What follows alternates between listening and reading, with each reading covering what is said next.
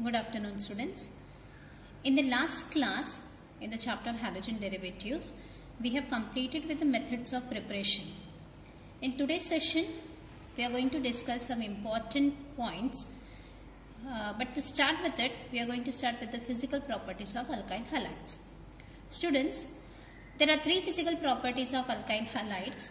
The first one is nature of intermolecular forces. Second one is the boiling point, and the third one is the solubility. Let us see the one by one. Nature of intermolecular forces. The halogens are more electronegative than carbon. Now, in carbon-halogen bond, in the alkyl halide, the carbon-halogen bond in alkyl halide is polar covalent bond. Therefore, alkyl halides are moderately polar compound. The carbon, which carries partial positive charge, the halogen being more electronegative, it carries partial negative charge, and therefore alkyl halides are moderately polar compounds. The size of the halogen atom increases from fluorine to iodine. This point is very important. The size of the halogen atom goes on increasing, or it increases from fluorine to iodine. And as the carbon halogen bond length increases, the carbon halogen bond strength decreases with an increase in size of the halogen. Again I repeat, the carbon halogen bond length increases. The carbon halogen strength, bond strength decreases with the increase in the size of the halogen. Let us see how. The carbon halogen bond length increases. How? The fluorine, it is the smallest in size, iodine, it is biggest in size. So as you can see over here, it is very clear now that the carbon halogen bonds are the polar covalent bond because the halogens are more electronegative. The carbon carries partial positive charge, the halogen carries partial negative charge. The size goes on increasing from fluorine to chlorine to bromine, and the largest one, which is iodine. And as the size goes on increasing, the length also goes on increasing. As you can see over here, for the carbon and iodine, almost they don't have any polarity because this lone pair of electrons, it is exactly in between its bond length. So no partial or negative charge which is carried in this case. But mostly in general for alkyl halides, the carbon halogen bond are polar. Let us see about the bond parameters, as now it is clear that the bond length goes on increasing and therefore the bond strength goes on decreasing. So here I have the parameter for the bond length in picometers. The bond length between carbon and fluorine, it is 139 picometer. Carbon and chlorine, it is 178 picometer. Carbon and bromine, it is 193 picometer. And carbon and iodine, it is 214 picometer. The bond length goes on increasing. So what happens in bond strength? The bond strength goes on decreasing, and therefore the enthalpy, the energy which is required to break the bond, also goes on decreasing. This is the parameter for the enthalpy, bond enthalpy, which is in kilojoules per mole. To break the bond between carbon and fluorine, the energy required is 452 kilojoule per mole. For chlorine, it is 351. For bromine and carbon, it is 293, and for chlorine and the iodine, it is 234. So this bond parameters makes it clear that the bond length goes on increasing, the bond strength goes on decreasing, and therefore the enthalpy which is required, the energy which is required to break the bond, also goes on decreasing. The next physical property, the boiling point. Again I repeat, you are now very well aware that fluorine is smallest in size and iodine is biggest in size. So what happens in boiling point? The boiling point of alkyl halides are higher than those of the corresponding alkanes due to higher polarity and higher molecular mass. What happens in students in alkane? In alkane we have the bond between carbon and hydrogen, whereas in alkyl halide we have the bond between the carbon and the halogen group. And therefore we know that alkyl halides are polar compound, And what about this higher molecular mass? Because it is bonded with the halogen, the size goes on increasing from fluorine to iodine, and therefore the molecular mass also goes on increasing. So within alkyl halides, for a given alkyl group, the boiling point increases with increasing atomic mass of halogen, because the magnitude of van der Waals force increases with increase in size and mass of the halogen. Fluorine being the smallest one, so the boiling point is least in this entire series, followed by chlorine, bromine, and then the iodine. Iodine is in its largest in size, so the boiling point is also the highest, and fluorine being smallest in size, the boiling point is lowest. This is why, because of this one parameter which is involved in this, that is the higher molecular mass. The next physical property is solubility. Now, alkyl halides are moderately polar, but they are insoluble in water. Why? This is due to inability of alkyl halides to form hydrogen bonds with water. Solubility related with water. The alkyl halides do not form the hydrogen bonds with water, and therefore they are insoluble in water. The attraction between alkyl halide molecule is stronger than the attraction between alkyl halide and water. Alkyl halides are soluble in non-polar organic solvent. What about the aryl halides? The aryl halides are also insoluble in water but soluble in organic solvent. Now in this aryl halides, the melting point of para-isomer is quite high compared to that of ortho or meta structures. So these were all the physical properties of alkyl halide, where we have discussed about the intermolecular forces, the boiling point, and the solubility. The next point of discussion is related with the optical isomerism in halogen derivatives. And now here in this session again we have number of definitions to be by-hearted. Let us understand or discuss them one by one. What are these? The isomers having the same bond connectivities, that is, the structural formula are called as stereoisomers. The carbon atom in a molecule which carries 4 different groups or atom is called as the chiral carbon atom. Here we have the example for that. Again I repeat, the carbon with all the 4 bonds with different group is called as the chiral carbon atom, which is shown by this asterisk sign. Now in this molecule, the carbon, this carries asterisk sign. This is a chiral carbon atom because the one bonding in this carbon is with the methyl group, the other bonding is with this hydrogen, the third bonding with the chlorine, and the fourth bonding is with this ethyl group. So the carbon, it is bonded with 4 different groups, hence this carbon is the chiral carbon atom, which is shown with the asterisk sign. When a molecule contains one chiral atom, it acquires a very unique property. Such a molecule cannot superimpose perfectly on its mirror image. It is called as the chiral molecule. The unique property cannot be superimposed, which cannot be superimposed perfectly on its mirror image. Now again you will be hearing this word superimpose again and again. So here we have discussed about stereoisomers, the chiral carbon atom, and the chiral molecule.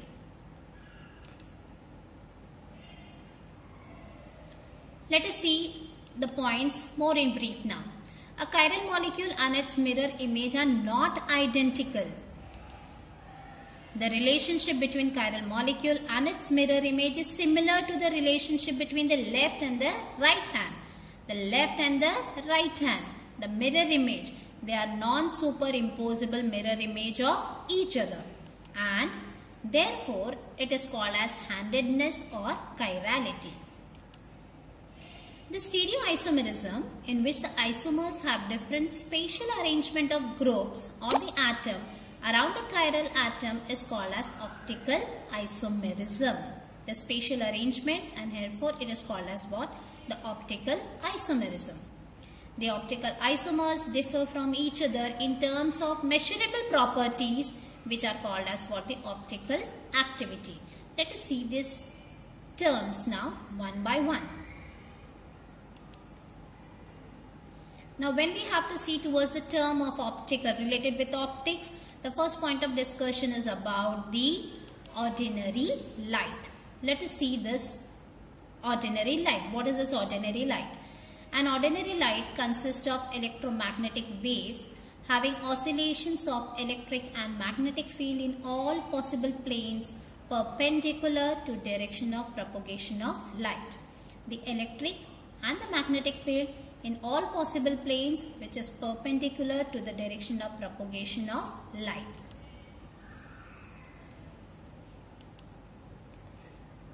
Here we have this. So, in this ordinary light, we can see that we have the electric field and the magnetic field which oscillates in all possible planes which is perpendicular to the propagation of light.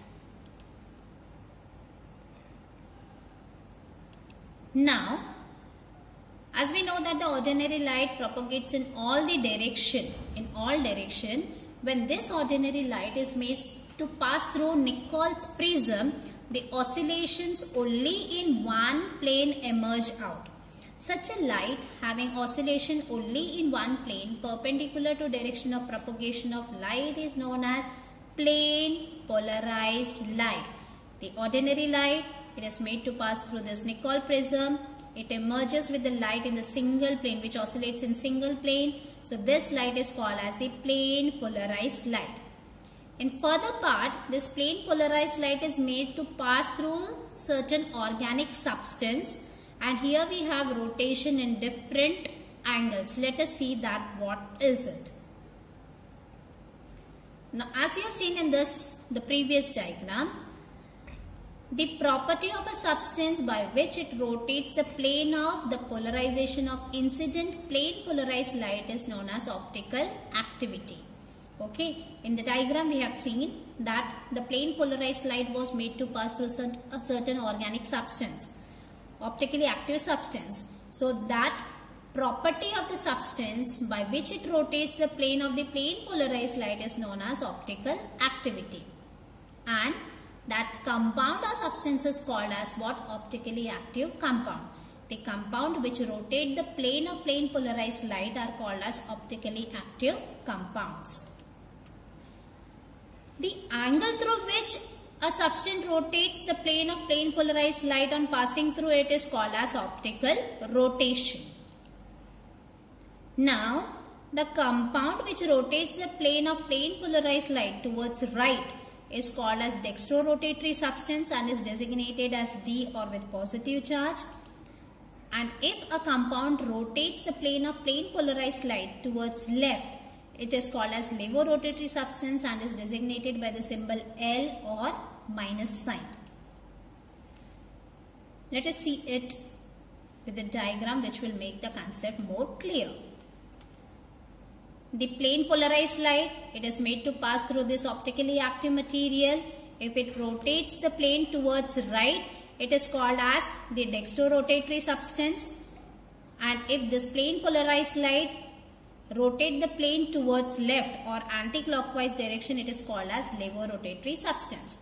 So a substance that rotates plane polarized light in clockwise direction, it is called as dextrorotatory substance, symbolized as D or positive sign, and a substance that rotates the plane polarized light in anti-clockwise direction, it is called as levorotatory substance, symbolized with L or with the negative sign. This optically active substance is called as the optically active compound or optically active compound, and the property is called as what? Optical activity. Let us go more in discussion about this optical isomerism. Let's see what it is. The isomerism in which the isomeric compound have different optical activity is known as optical isomerism.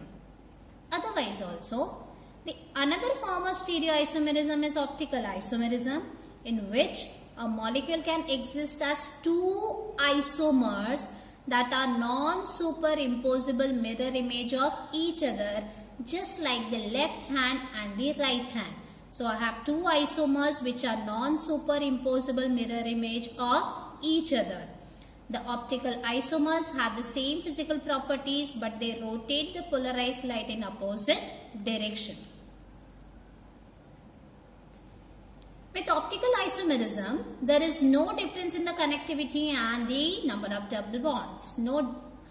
The isomerism is to do with the arrangement of the atom in space. It arises through the presence of chiral center. Optical isomers are non-superimposable mirror image of each other, and a set of optical isomers are called as the enantiomers. This term enantiomer was introduced by French scientist Louis Pasteur for the optical isomers having equal and opposite optical rotation. So here we have the enantiomers. The set of the two isomers which are non-superimposable mirror image of each other are called as the enantiomer. The set of the isomers.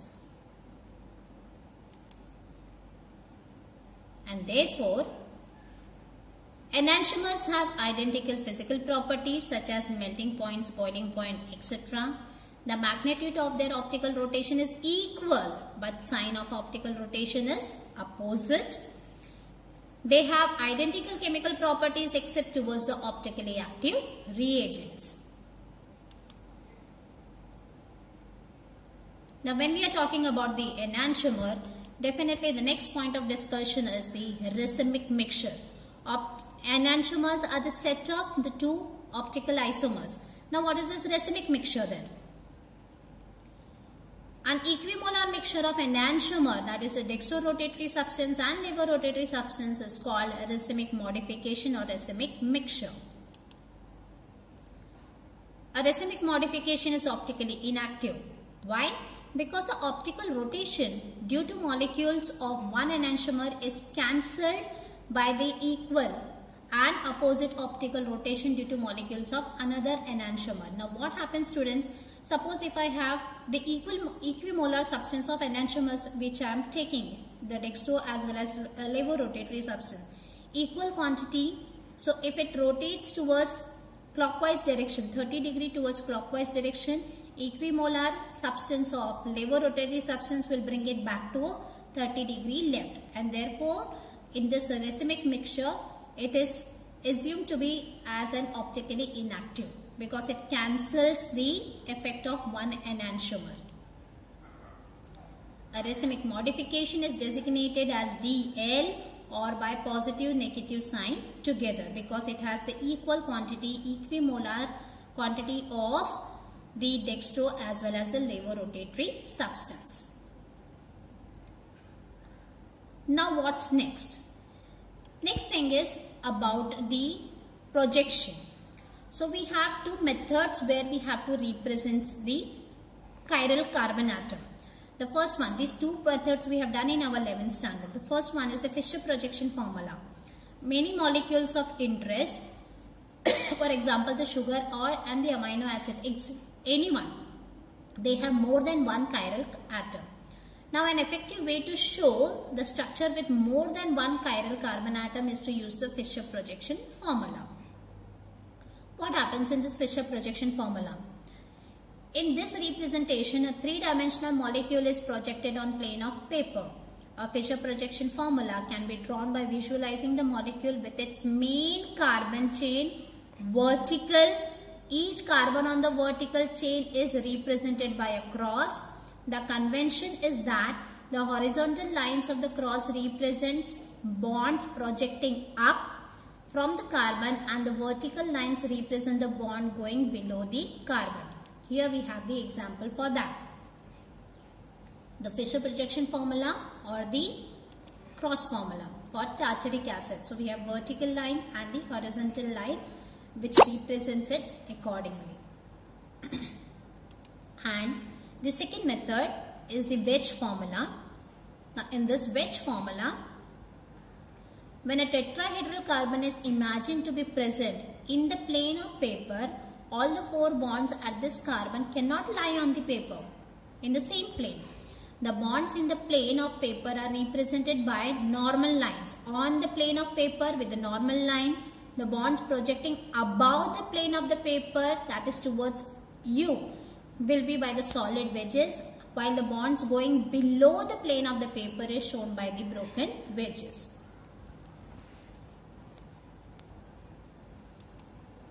This is what is the diagram about.